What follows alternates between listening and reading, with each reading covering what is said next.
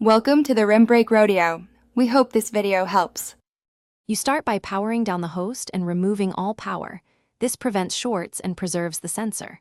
Once the unit is safe, strap in with anti-static protection and remove the cover. Keep screws in a single tray.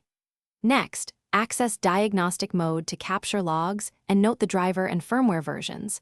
This lets you compare before and after.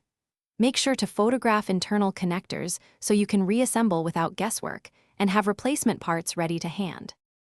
Now inspect the sensor and PCB closely for cracked lens, corrosion, or moisture. Those are common failure points. If the window is dirty, clean with 70% isopropyl and a lint-free swab. Apply gently and let evaporate. Receipt ribbon cables and measure continuity on suspect lines.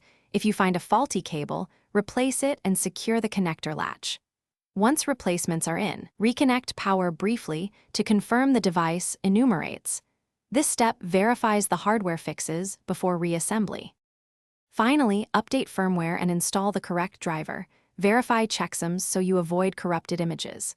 Once updated, enroll a test fingerprint and run multiple verification scans, logging FAR and FRR if available.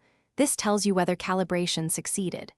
Reassemble the housing, torque screws evenly, and reconnect the unit to the system for an integration test. If the device still fails, reboot into diagnostics and check USB power. Firmware mismatch or sensor damage, those are the most common remaining causes. Thanks for watching. Consider subscribing if we helped you.